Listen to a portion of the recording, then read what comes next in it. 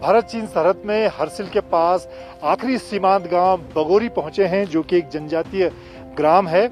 और अगर बात की जाए इसके इतिहास की, तो 1962 में भारत चीन की लड़ाई के दौरान जो सरहद का गांव था जादोंग, वहां से ये लोग विस्थापित होकर बगोरी पहुंचे थे और उसके बाद से लगातार ये एक सीमांत गांव के तौर पर आगे बढ़ा है। खासतौर से राष्ट्रपति पुरस्कार से सम्मानित ये गांव है और बागवानी, इसके अलावा जो भेड़ बकरी ऊन का यहाँ पर काफी काम होता है। और इस वक्त जब खासतौर से अगर लद्दाख के इलाकों में हम चीन के साथ जिस तरह का तनाव भारतीय सेनाओं का चल रहा है, इस इलाके के हालात का जायजा लेने हम यहाँ पर पहुंचे हैं। और इस वक्त आज एक ऐतिहासिक दिन है। यहाँ पर एक पूजा जो होती है, यहाँ से पूजा जो चीन सरहद का इलाका है जादोंग, जो पुराना गांव है, वहां तक वो पूजा जाती थी। लेकिन अभी कोरोना और दूसरी वजहों से ऐसा नहीं हो पा रहा है। यहाँ के पूर्व प्रधान नारायण सिंह नेगी, जिन्होंने 1962 की भी लड़ाई देखी और उसी इलाके से वो यहाँ पहुंचे थे, किस तरह की पूजा आप लोग करते हैं और कैसे वहां तक पहुंचते थे? पहले हमारा 1962 से पहले हम लोग वहाँ रहते थे और नीलंग और जादोंग 2 गांव है हमारा सीमांत गांव। तो जब ये 2 जून का तारीख आता है, ये गंगा दशहरे के पिछले दिन, तो उस दिन हम अपने वहाँ जितने भी गांव के देवी देवता हैं उनकी पूजा करते हैं।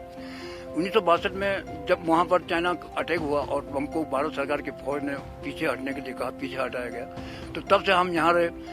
अब हमारे जो गढ़वाल की जो प्रथा होती है, हम लोग इसको देवभूमि क्यों कहा गया? क्योंकि हम देवी देवताओं को मानते हैं, इसीलिए इसको देवभूमि कहा गया। अब हम पर जो है यहाँ पर कुछ देव शक्ति की तरह से कुछ अनिश्चित टाइप का होने लगा। तो हमारे जब यहाँ अपने देवी देवताओं से पूछा तो उन्होंने बताया कि आपने वहाँ के देवी देवताओं का पूजा नहीं किया, आपको हर साल वहाँ जाकर के पूजा करना पड़ेगा। विगत कई सालों से हम वहाँ जाते रहे। इसी 2 अक्टूबर के दिन हमारे पूरे गाँव के लोग जाते हैं और जब यहाँ से जाते हैं तो पहले नेलंग में पूजा करते हैं। वहाँ पांडव का मंदिर है, लाल देवता का मंदिर है, माँ भगवती रिंगाली देवी का मंदिर है। उन सबको पूजने के बाद ग्राम सभा जादोंग में जाते हैं। उसी दिन वहाँ पर जो है चंद देवता है एक, जो वहाँ का प्रख्यात देवता वीर है, जैसे कि उत्तरकाशी जिले में कचुड़ देवता है या बोखू देवता है, इसी तरह से वीर स्थानीय देवता, तो वो हमारा चंद देवता, उसकी पूजा करते हैं। उसे करने के बाद वहाँ पर थोड़ा सा देवी देवताओं का नृत्य वगैरह करा करके हम लोग शाम को वापस आ जाते हैं। इस बार अब गवर्नमेंट के ये कोरोना के जो नियम है उसके अंतर्गत अब हम लोग कहीं जा नहीं पा रहे हैं और फिर उसमें जरा सा परमिशन की भी दिक्कत है। परमिशन भी शायद प्रशासन हमको दे भी देती, लेकिन फिर उसमें नियम जो है गाइडलाइन के अंतर्गत के एक गाड़ी में 2 आदमी जाएगा।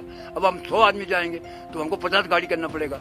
एक गाड़ी का किराया 6,000 बोलेगा तो 50 गाड़ी के 3 लाख रुपए हमको किराया दे। इस वजह से हम लोग नहीं जा पाए। और फिर वो सीमा में होते हुए हमारे जवान भी रहते हैं, उसको भी ध्यान में रखे, कहीं हो सकता है कोरोना की वजह से कोई जवानों को कुछ हो गया। अब हमको तो ये तो है नहीं कि हम सोचते हैं, लेकिन क्या पता है कुछ हो सकता है। इसलिए हमने इसको स्थगित करके आज अपने देवी देवताओं को बड़ी मुश्किल से 1 घंटा तक मनाने के बाद वो माने और उन्होंने कहा अगले बार आप वो करना, इस बार आप यहीं से पूजा करते हैं। तो हम आपने क्या बदलाव देखा इतने सालों में, जो आपका पुराना गांव जो सरहद पे लगा हुआ और यहाँ पर? उसमें एक बहुत बदलाव देखा थी। पुराने गाँव में जब हम अपना गाँव जाते थे तो हमको कोई रोक टोक नहीं होता था, अपना गाँव जाना है और जितने भी आपने जमीन खरीदी है वो सबको हमको वो करते। लेकिन अब जब हमको इतना साल के बाद ये बदलाव देखे अपने गांव जाने के लिए हमको वो प्रतिबंधित कर दिया, आप पास बनाएंगे। कोई किसी को अपने गांव जाने के लिए पास बनाना पड़ता है। अगर गवर्नमेंट ने हमने उस जगह का कंपनसेशन दिया होता, 1200 नाली नीलंग का है, 600 नाली जादोंग का है, उन जमीनों का हमको 1 रुपया नहीं मिला।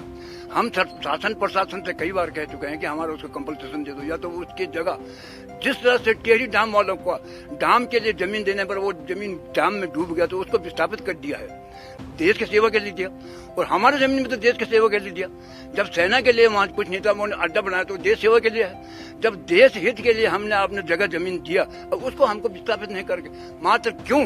क्योंकि हम अल्पसंख्यक जनजाति है, हमारा कोई पहुंच नहीं, हमारा कोई सुनने वाला नहीं। अब हम कहेंगे एक अधिकारी आएंगे, हाँ हम आगे बात करेंगे, शासन से बात करेंगे, प्रशासन से बात करेंगे। आप बताइए कि किस तरह की यहाँ पर आप लोगों की दिक्कतें हैं या फिर क्या खासियत है इस ग्राम सभा की जो कि बिल्कुल चीन सरहद से लगा? जी सर, ये जो ग्राम सभा है एक जनजातीय ग्राम सभा है सर। और यहाँ पे हम लोग जितने भी लोग हैं भेड़ पालन और पहले भेड़ पालन व्यवसाय है हमारा। उसके बाद जो भेड़ की ऊन निकलती है उससे हम लोग कटाई बुनाई का काम करते हुए ही हमारा आर्थिक रोजगार है सर। इस बार कोरोना के चलते हुए न तो हमारे पास भेड़ पालन का जो वो है वहाँ आगे से उन्होंने नेलंग जादुंग में बंद कर दिया है, और जो कटाई बुनाई का काम है वो भी अभी वैसे ही रुका हुआ है सर। न तो सरकार इसके लिए हमारी कोई मदद कर रही है। जो किसान लोग हैं उनके लिए तो सरकार अपनी तरफ से पूरी मदद कर रही है सर, लेकिन हमारे पास तो किसान की जमीन तो है नहीं सर। हमारा मुख्य व्यवसाय है भेड़ पालन और कटाई बुनाई। और टाइम क्या होता था, यहाँ पर यात्री लोग आते थे, जो गंगोत्री है वहाँ से जो दुकानदार लोग आते थे हमारे यहाँ से सामान ले जाते थे, उसी में हमारा गुजारा होता था सर। लेकिन इस बार क्या है, जो यहाँ पे जो कोरोना के चक्कर में, लॉकडाउन के चक्कर में यहाँ के लोगों पे बड़ी दिक्कत की समस्या है सर।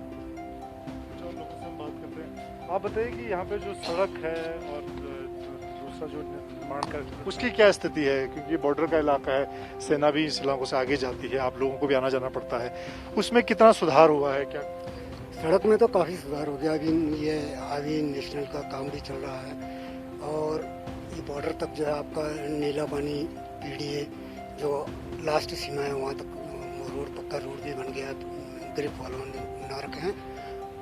और एक चीज़ मैं ये चीज़ के बारे में बताना चाहूँगा सर, हम लोगों का जो नेलंग में हम लोग 62 से पहले जो हम लोग रहते थे वहाँ, तो वहाँ से हम लोगों को हटा दिया गया।